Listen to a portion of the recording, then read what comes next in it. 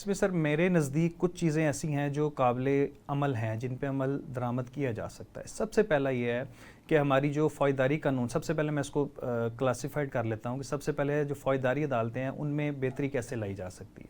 سب سے پہلے جو پروسیکیوشن کا سیٹ اپ ہے، جو پروسیکیوشن بیسیکلی ایک ایسا ادارہ ہے جس نے پروسیکیوشن کو دیکھنا ہے، استغاثے کو دیکھنا ہے، مستغیث کو دیکھنا ہے، جس کے خلاف ناانصافی ہوئی ہے، جس نے FIR درج کرائی اس کو دیکھنا ہے. انویسٹیگیشن کو بہتر کرانا، انویسٹیگیشن کو ایک پراپر ایسے طریقے سے انویسٹیگیٹ کرنا ایک کیس کو جو ماڈرن جدید نظام ہے. اب جدید نظام کے اندر ہمارے پاس اس وقت ماڈرن ٹیکنالوجیز آ چکی ہیں، اس سے استفادہ حاصل کرنا. پھر جو ایک ہمارا ایک پرانا سیٹ اپ ہے، ایک پرانا سسٹم چل رہا ہے جس کو دقیانوسی نظام کہا جائے گا، کہ اگر کسی بندے کا جو ہے وہ اورل ایویڈنس یا اس کے خلاف جو ہے وہ آئی وٹنس موجود نہیں ہے تو اس کے اوپر جو ماڈرن ڈیوائسز ہیں اس کے اوپر بہت زیادہ اعتماد نہیں کیا جاتا.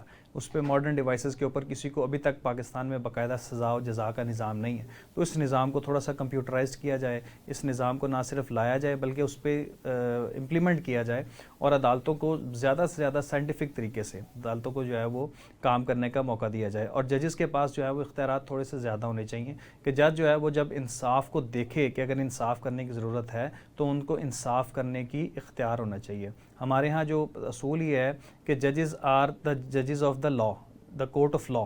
جو لوور کورٹس ہیں ان کو کنسیڈر کیا جاتا ہے کہ they are courts of law, they are bound by law. وہ قانون کے مطابق چلتے ہیں، قانون سے مطابق وہ چلیں گی. انصاف کرنا اپنے لیے لازم نہیں سمجھتی ہیں. جبکہ ہمارے ہاں جو اعلیٰ عدالتیں ہیں ان کو کورٹس آف جسٹس کا کہا جاتا ہے. تو میرے نزدیک جو کورٹس آف جسٹس ہیں that must be every court must be the court of justice. وہ چاہے سول کورٹ ہو، وہ چاہے مجسٹریل کورٹ ہو، وہ چاہے ڈسٹرکٹ اسیشن جج کی کورٹ ہو، ہائی کورٹ کی ہو، سپریم کورٹ کی ہو، ہر کورٹ جو ہے that must be the court of justice. اختیارات دیے جائے، ججز کو یہ پاورز دی جائے کہ وہ انصاف کو اپنے تئیں جو ان کو انصاف لگتا ہے. دیکھیں حضرت عمر فاروق رضی اللہ تعالیٰ عنہ کا دور ہمارے سامنے ایک بہت بڑی مثال ہے.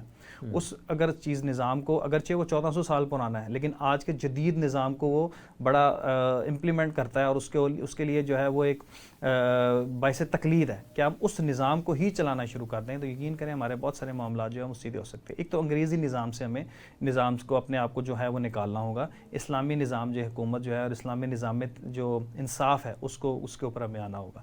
پھر اگر سول لٹیگیشن میں چلے جاتے ہیں تو سول لٹیگیشن میں بھی ججز کو ایک اسپیسیفک نمبر آف کیسز دینے ہوں گے، اور میرے نزدیک ان کو جو ہے وہ جس جج کو جب 15 20 50 100 کیس دے دیے گئے تو اس کی ذمہ داری ہونی چاہیے کہ ایک مقررہ مدت کے اندر وہ اس کیسز کو ڈیسائیڈ کرے.